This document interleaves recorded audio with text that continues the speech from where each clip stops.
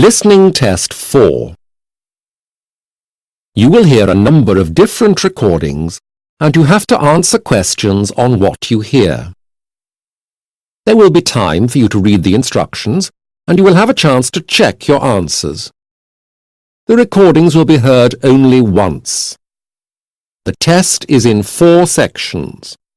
Record all your answers in your test book, and at the end of the test, you will be given 10 minutes to transfer your answers to a special answer sheet. Now turn to Section 1. Section 1. You will hear a talk given by a guide to a group of tourists going on a coach tour of the capital cities of Europe. First, you will have some time to look at questions 1 to 8.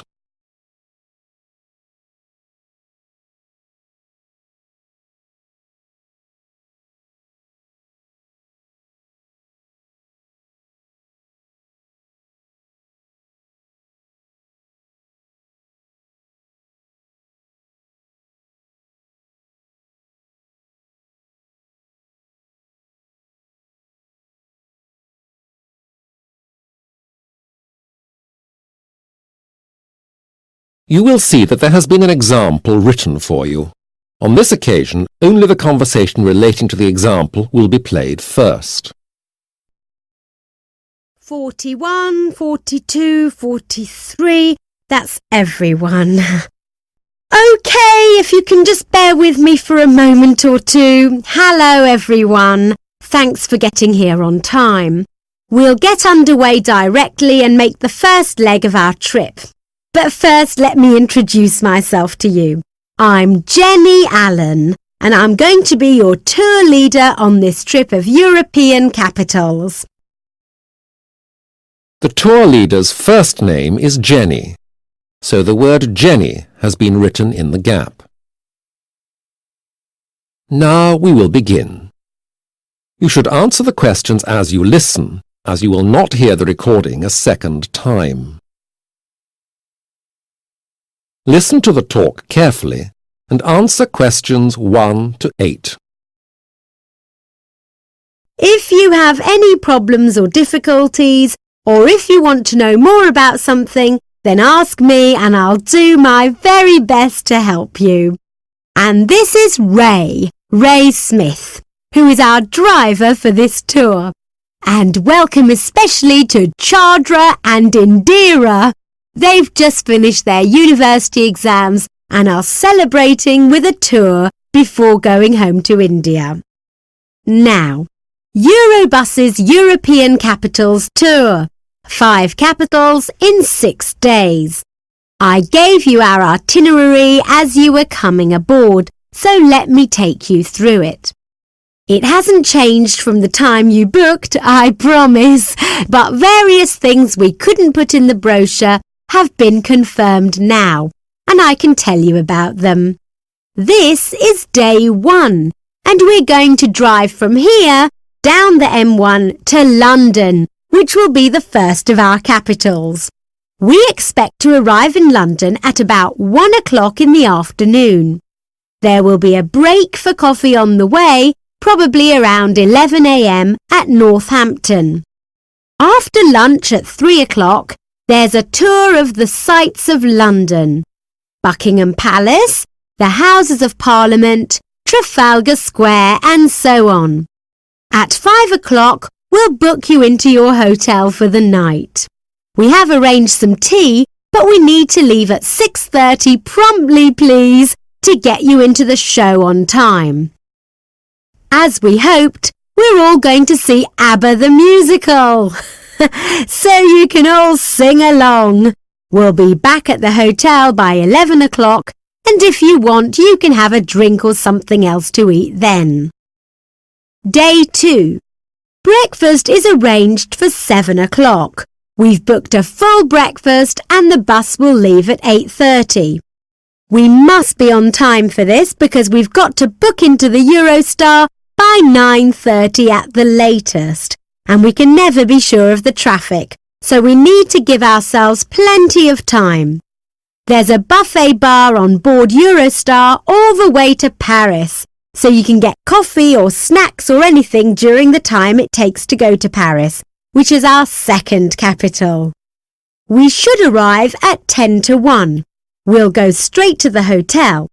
By the way, it will be the King George Hotel, not the Victor Hugo Hotel as originally listed. Don't worry, it is actually a much better hotel.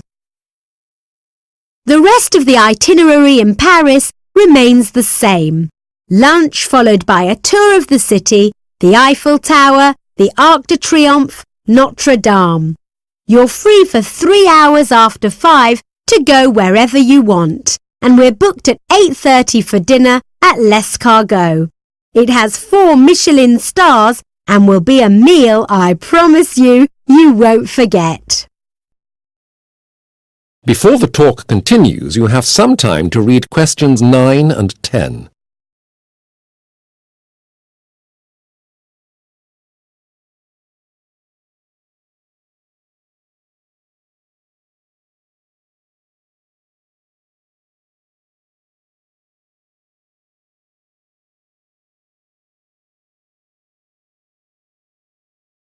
Now listen carefully and answer questions 9 and 10. Now, I appreciate this is a lot to take in, so I won't go through the rest of it in any detail, although you can ask me later if you want. I'll just point to some of the minor changes so they don't surprise you later.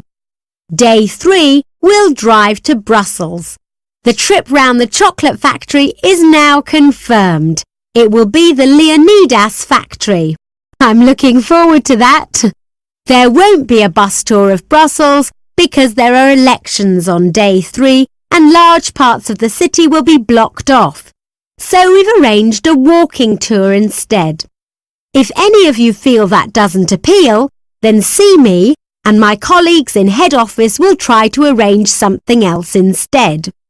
Day 4 is Luxembourg and there's no change there.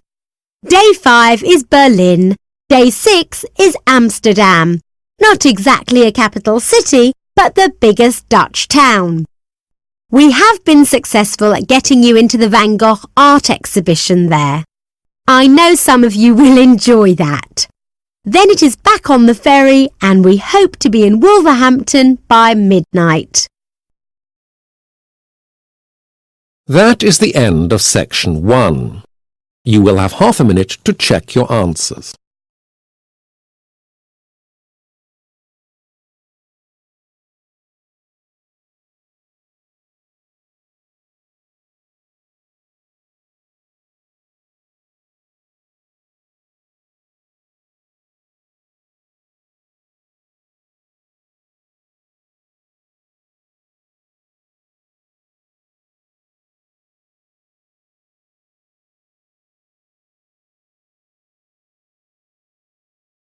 Now turn to section 2. Section 2. You will hear 2 students, Debbie and Andrew, talking about a university assignment. First, you have some time to look at questions 11 to 14.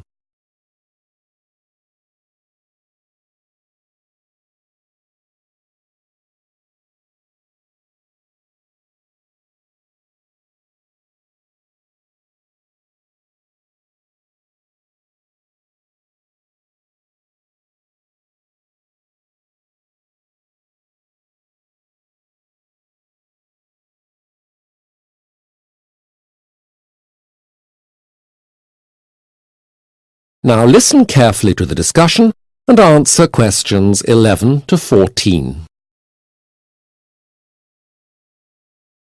Hi, Andrew. I told Dr. Ball that you were under the weather and he gave me the details of the next assignment so you can get on with it when you're feeling better. Well, thanks, Debbie. Another essay? Actually, it's not an essay. We've got to give a presentation to the rest of the group and prepare handouts for them. We? Is it group work? It's you, me, Jessica and Mark. It's a business planning exercise. We'll take a hypothetical new business and we'll prepare a business plan for it and then explain it to Dr. Ball. We've got 6 weeks to do it. So, how do we approach the task? Dr. Ball suggested we took the idea of running a paramedical training company in the Middle East. OK. So who's doing what? Well, we had a chat and we thought you could help Mark. There's quite a bit of medical training in the Middle East, so we can get quite accurate financial costing into this. Mark will do that. He's good at figures. That's good. I can help. I had a job last summer in an accountant's office, and I've got experience with figures. Anyway, what are you and Jessica going to do? We can do some more research on the smaller companies in the area who do medical training, while you and Mark can concentrate on the bigger firms. Both Jessica and I have good research skills. You now have some time to read questions 15 to 20.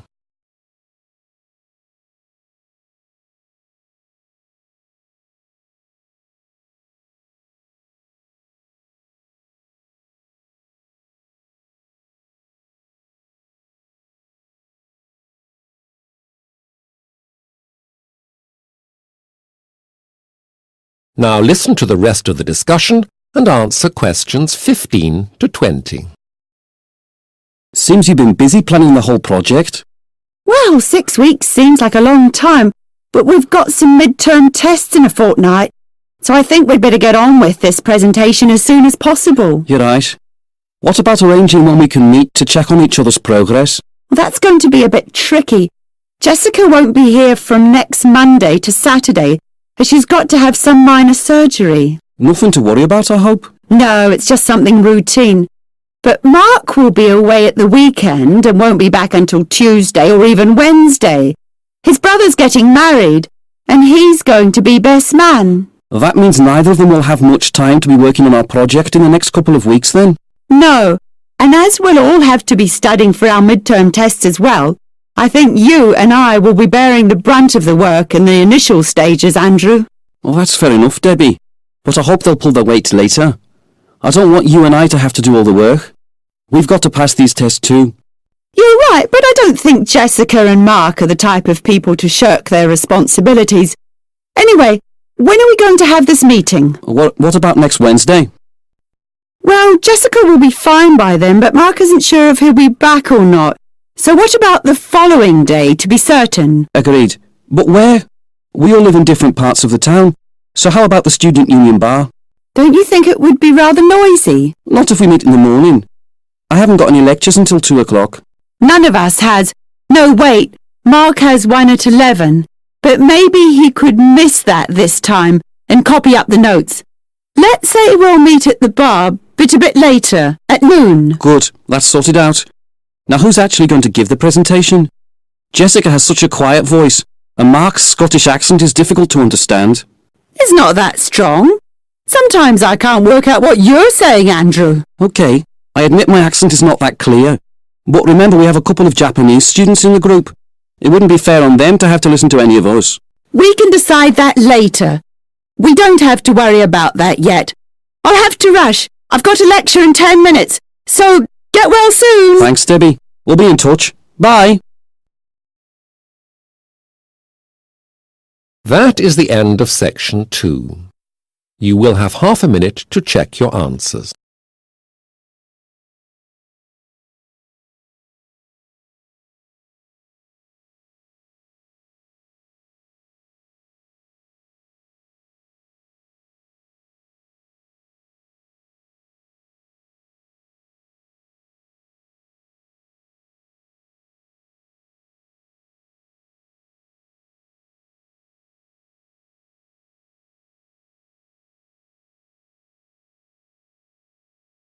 Now turn to section 3. Section 3. You will hear a conversation between Mrs. Davis and a lady she is interviewing called Gina. First, you have some time to look at questions 21 to 27.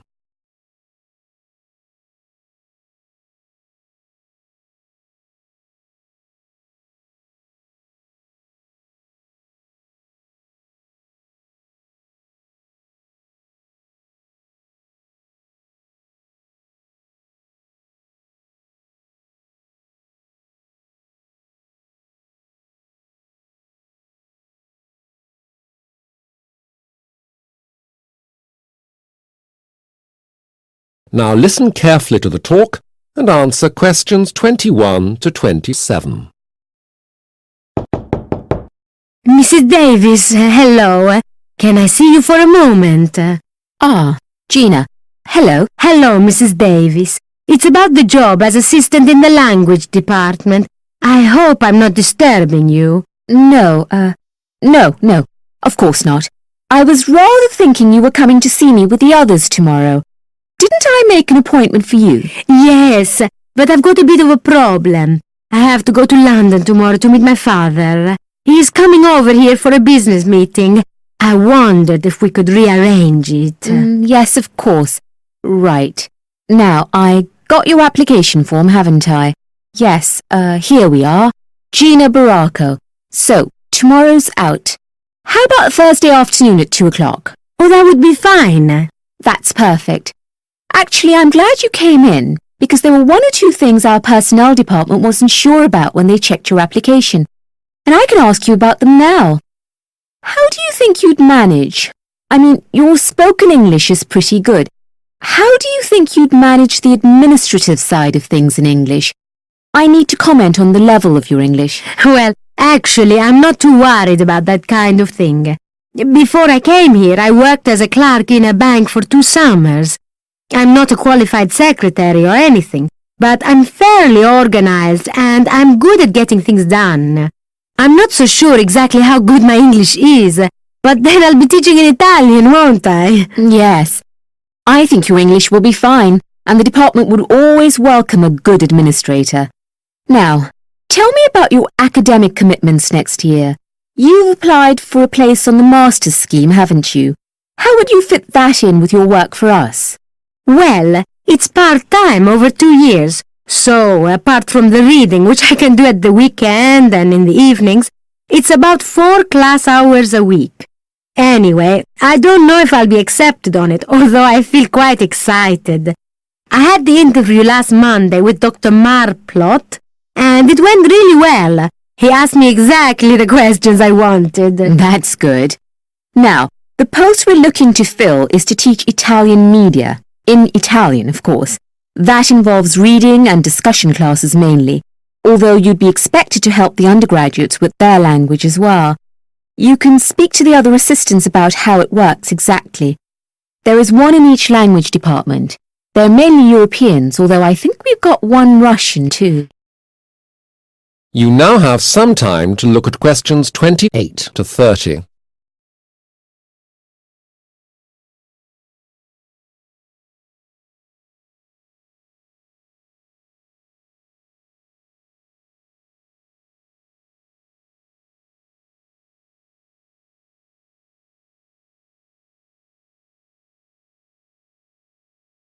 Now listen to the rest of the conversation and answer questions 28 to 30.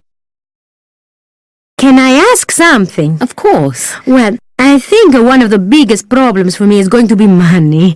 I get a tiny grant, as you know, and my parents are not rich, so I need to know how much I'd be paid. Of course. Well, the pay is not great. It works out at £150 a week. But the good thing is, you wouldn't have to pay tax.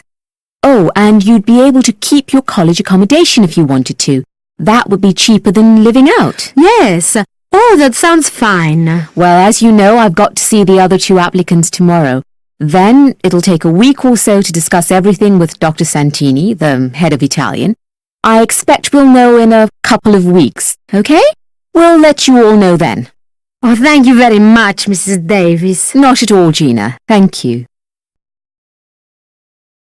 That is the end of section 3. You will have half a minute to check your answers.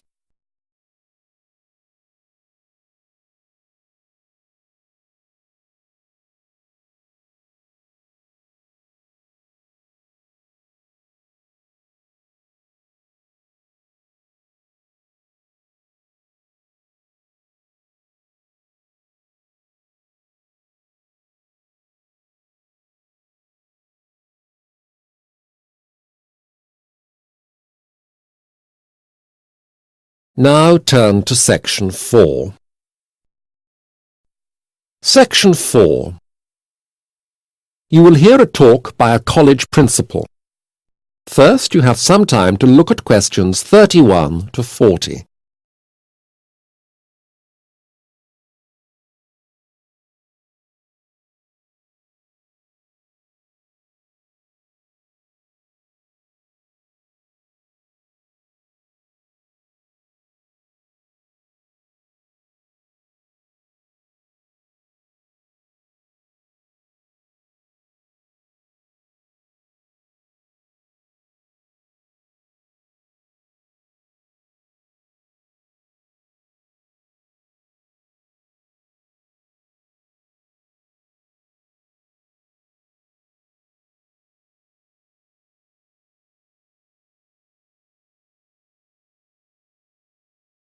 Now listen carefully to the talk and answer questions 31 to 40.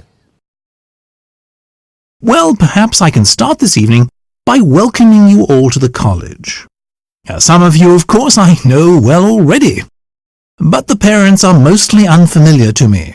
We are very proud to have you here tonight to present the awards for this year's students, but also to celebrate our centenary and to celebrate the achievements of the college over that time.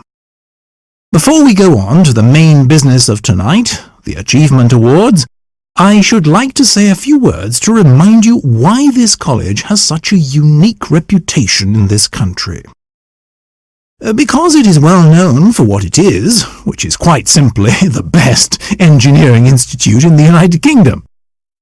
This is not just my opinion, which might well be biased. It is based on government figures which consistently show that year after year we provide the highest levels of education, engineering research and pastoral care in the UK.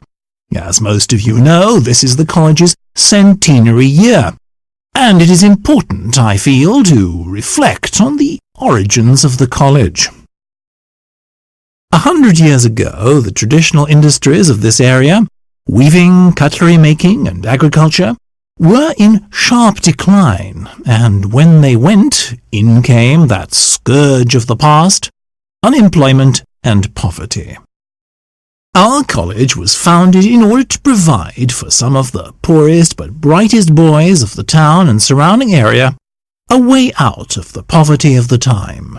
It was an immediate success, thanks in no small part to the first generation of teaching staff, including Frank Harris, a future president of the Aeronautics Society, and Dr. Bart Halliday, whose name is surely known to you all as a Nobel Prize laureate and major contributor to the creation of the first atomic bomb. By 1917, the college was turning out 300 highly skilled, highly qualified graduate engineers a year. Former students at this time include Frederick Cantor, who became a researcher at the Atomic Research Station in Minnesota in America, and the painter Lucien Dewdley, R.A., who famously didn't complete his studies because of illness. After the end of hostilities in 1918, the college was formally attached to the Northern University in Colton, and has remained a part of that institution ever since.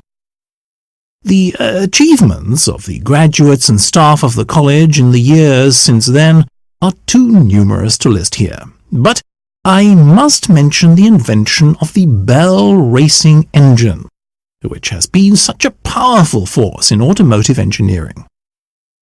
These days, the focus of our research has changed to keep pace with the changes in modern technology, and while many of you will know that we are particularly well known for our expertise in bridge-building technology, you may be surprised to hear that none of us has ever actually built a bridge in our lives.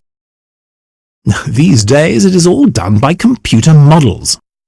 So, when we worked on the changes of the Millennium Bridge over the Thames, which wobbled so badly, the first we saw of the bridge was when we walked on it after the completion of the changes.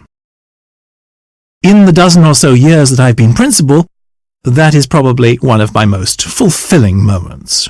To be able to undertake this work through theoretical modelling rather than trial and error is surely the goal of engineering research.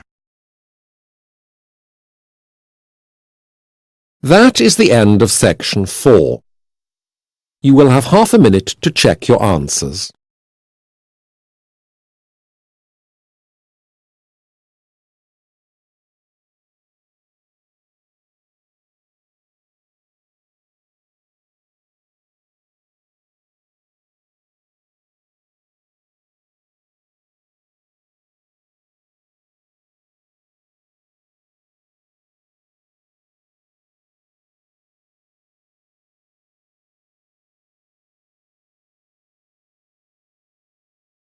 That is the end of the listening test. You now have 10 minutes to transfer your answers to the listening answer sheet.